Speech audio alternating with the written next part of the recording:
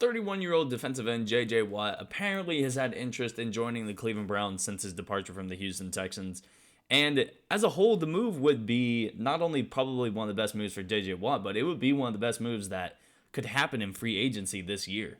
Now, some people are probably going to say that J.J. Watt had an off year for the Houston Texans this year when it comes to his sack numbers.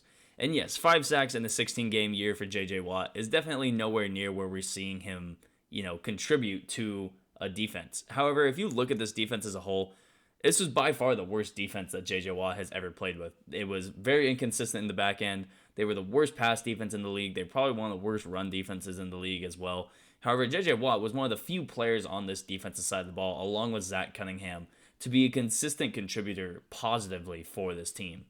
He still hit the QB 17 times. He still had 14 tackles for loss and still had 5 sacks at 31.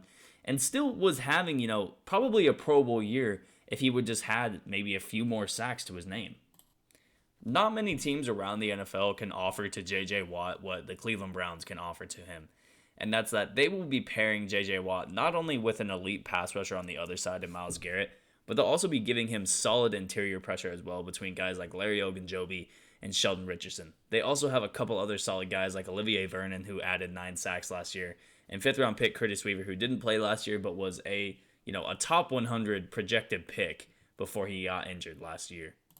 The type of on-the-field work that J.J. Watt would bring to this Cleveland Browns organization cannot be really understated. Not only does he give them somebody who is, throughout his career been not only a 3-time Defensive Player of the Year award winner, multiple-time Pro Bowler, multiple-time All-Pro player, he's one of those guys that every time he's on the field, he's going to be outworking not only everybody probably on the other team, he's going to be outworking a lot of the guys on his own team. And that probably, Myles Garrett probably hasn't seen that before in his career. If he has somebody like J.J. Watt on the other side of him, really going out every single play, trying to get after the quarterback or trying to get tackles for loss, I think that can only elevate Myles Garrett's game as well. The Cleveland Browns also did not have a single defensive lineman that played over 70% of their snaps last year, and maybe that's partly due to, game plan or scheme, but some of that could also be due to conditioning for some of these guys. However, J.J. Watt would be able to fix that problem as well. He played over 90% of the snaps last year and was just an everyday defensive lineman every down defensive lineman for the Houston Texans last year. Then talking about the off-the-field things that J.J. Watt brings to an organization, nobody has ever been able to say a foul word about J.J. Watt and the contributions that he makes off the field. And, just having that kind of name in your organization just brings out, it's just a good name to have in your organization. Whether J.J. Watt ends up, working out for your team on the field, having somebody like J.J. Watt in your locker room every single day, just being around a lot of these younger guys on this defense and being able to teach them things about the league, being able to teach them things on the field, I think not only, that might be the best thing that he could bring to this Cleveland Browns franchise. Now, the one thing about adding J.J. Watt to this roster is he really doesn't make up for any of the deficiencies that the Cleveland Browns had on the defensive side of the ball. Linebacker was a really, really bad issue for this team last year.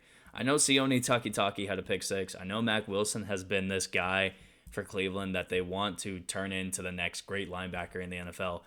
But it's been 2 years. It hasn't happened for Mack Wilson. I know Sione Takitaki was a fun name to say last year, and he was a fun guy to watch last year. But they really struggled at that linebacker position last year.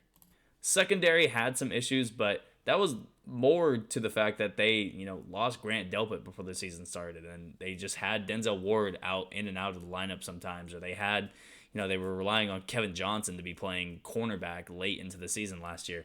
They had a lot of injuries in that back half of the defense, so I'm not really going to put any of the, issues on them. However, if you add somebody like J.J. Watt, who even though it doesn't really fix the linebacker issue, it sort of mitigates the issue by getting an extra guy who can get 2 to 3 second pressure on somebody like Patrick Mahomes or, in their division, somebody like Lamar Jackson or Ben Roethlisberger or Joe Burrow if he's playing next year. Getting somebody like J.J. Watt on your roster, it kind of adds that extra unblockable character to your defensive line. And if that paired with Myles Garrett, that tandem can win you 5 to 6 games alone just off the pressure that they're able to, produce. The other area that was a major struggle for the Cleveland Browns last year was stopping the run. They allowed 155 yards per game on the ground in all of their losses. And adding somebody like J.J. Watt, even though, yes, he's not at the point he was in his career when he was getting almost 40 tackles a loss a year, he still is somebody who can contribute 14 to 15 tackle for losses. He's going to get after the quarterback as well. He's going to be, just a havoc to guard every single play. And having that on your team as well is going to fix that issue probably. And at the end of the day, like I said, J.J. Watt probably is going to give you more off the field than he's going to give you on the field in terms of a production.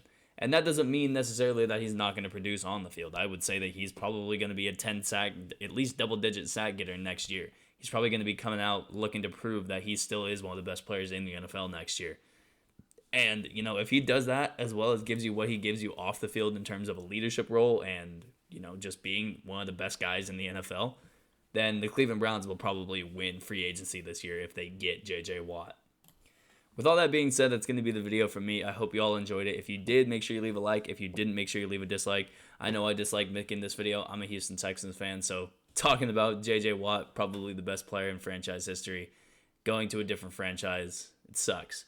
But again, if you're new around here, make sure you hit subscribe. If you're one of my returning subscribers, make sure you keep coming back because I appreciate you watching the videos. And I'll see you in the next video. Peace.